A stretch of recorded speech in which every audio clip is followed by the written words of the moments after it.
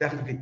Donc voilà, donc pour faire les choix, il faut mettre en place une politique de relève, il faut mettre en place des critères, il faut mettre en place des procédures de recrutement, des procédures d'évaluation des gens qu'on va recruter au conseil d'administration. C'est important. Et puis maintenant, vous avez parlé de est-ce que la personne peut démissionner ou ne pas démissionner. Alors, effectivement, si vous venez avec l'idée que vous voulez apporter de la valeur ajoutée, moi, ça m'est arrivé de partir d'un conseil d'administration. Parce qu'en fait, ben, on ne pouvait pas travailler. Ce n'était pas un travail d'équipe. Donc, je suis parti. Donc, vous pouvez effectivement partir. Vous pouvez demander, ou alors vous pouvez dire, je n'ai pas le temps. Donc, vous pouvez partir, mais vous pouvez partir aussi parce que vous estimez que vraiment, ce n'est pas bon. Parce qu'il y a toute votre responsabilité derrière.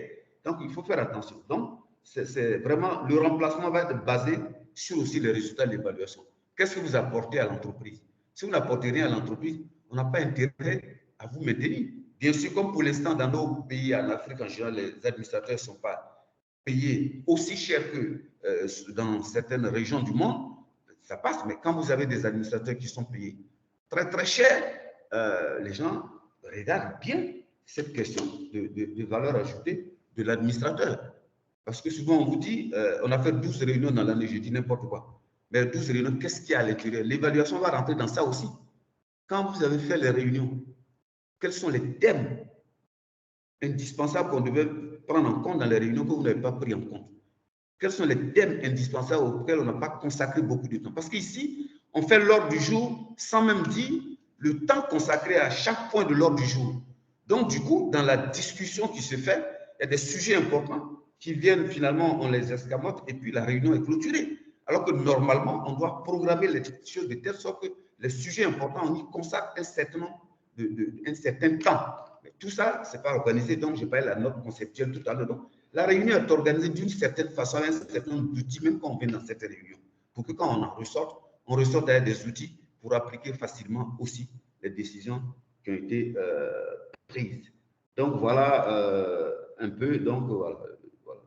Donc, OK, je ne sais pas si j'ai répondu à toutes vos questions, mais je crois. Hein. Oui, juste le dernier aspect. Docteur, s'il vous plaît, comment le conseil s'y prend pour s'auto-saisir et pour voir au remplacement d'un individu dont il ne veut plus de sa présence?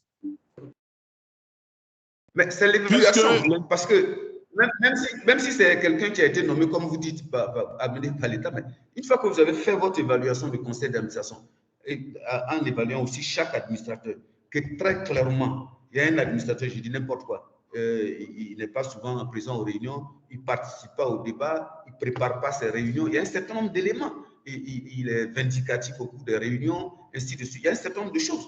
Quand vous avez réuni des éléments concrets comme ça, mais votre PCA peut parfaitement aller saisir le ministre concerné, lui dit, bon, nous avons telle personne qui vous représente dans notre conseil d'administration, mais voilà. Donc, mais il faut que toute l'équipe soutienne bien sûr une telle décision, que la personne sache qu'on ne lui en veut pas particulièrement, mais parce qu'elle n'apporte rien, elle constitue un problème, elle rend le conseil dysfonctionnel. Ça ne peut pas fonctionner correctement à cause de lui. Parce qu'il y a des gens qui sont nocifs, qui sont toxiques dans les conseils d'administration, dans les équipes de Ah, d'accord, ok, merci. Okay. Des gens qui sont toxiques dans les équipes de façon générale, et si vous êtes tombé sur un administrateur toxique, ben, s'il ne sort pas, vous ne pouvez pas avancer. Okay. Je ne sais pas si ça vous convient. Tout à fait. Merci beaucoup, docteur. Merci beaucoup. Merci, docteur. Merci beaucoup, docteur. Monsieur Bertrand Goli, vous êtes satisfait? Oui, entièrement satisfait. D'accord. On prend un autre intervenant, un participant.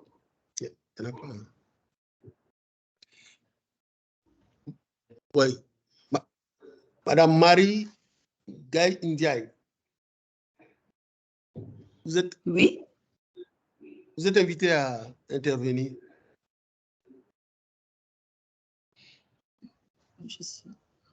Oui, bonjour. Bonjour, madame. Vous m'entendez? Bonjour, donc, les animateurs. Bonjour, chers participants. Les deux thèmes qui ont été développés sont d'une grande importance pour le fonctionnement des conseils d'administration. Moi, la contribution que je voulais faire, c'est concernant donc le rôle maintenant des administrateurs, la responsabilité des administrateurs. Je pense qu'il faudrait que l'IA, les instituts d'administration, puisse faire des observations ou des recommandations pour qu'on puisse privilégier les administrateurs indépendants. Parce que c'est à ce niveau qu'on voit plus de responsabilités au sein des conseils d'administration. Parce que les administrateurs qui représentent des ministères ou des autorités ont quelquefois des difficultés pour exprimer leur position dans les conseils d'administration. Comme l'a dit l'animateur, surtout dans des conseils d'administration des sociétés publiques ou des sociétés étatiques. Mais la notion d'administrateur indépendant permet à l'administrateur indépendant vraiment de pouvoir se prononcer et dire ses points de vue en toute objectivité, en toute indépendance. La deuxième contribution que je voulais faire, c'est sur l'évaluation des administrateurs. Donc, moi, j'ai vécu l'évaluation des conseils d'administration, mais on n'évalue pas trop les administrateurs de manière individuelle, mais on les évalue de manière globale. Et comme on l'a dit, on voit des administrateurs qui n'interviennent pas et on voit qu'ils sont toujours là. Quand on évalue, on ne les signale pas, donc il y a quelques problèmes. Donc là aussi, c'est un constat qu'on a eu à faire dans ces conseils d'administration. Il faudrait donc, quand on parle d'évaluation, que ça soit une évaluation objective pour tout le monde, aussi bien pour le président du conseil que pour chaque administrateur, pour leur permettre de pouvoir savoir s'ils sont bien ou s'il y a des lacunes, qu'on puisse corriger par des formations. En dernière contribution, j'insisterai sur la formation des administrateurs.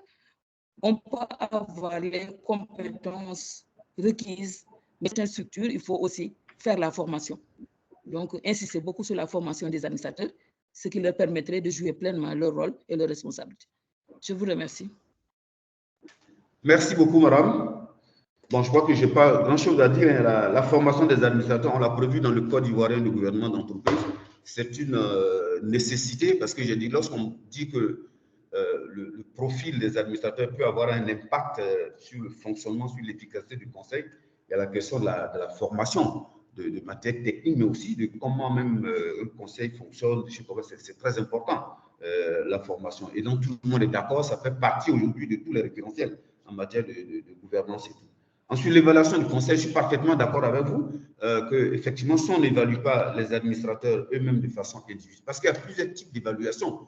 Tu peux avoir l'auto-évaluation sur la base d'un questionnaire qui peut être évaluation même des individus, enfin, des administrateurs individuellement.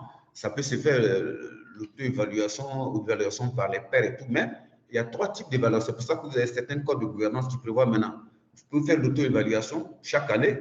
Et puis, mais vous avez une évaluation par un expert indépendant chaque 2 ans ou chaque 3 ans. Le Code de gouvernement d'entreprise des sociétés cotées en bourse, par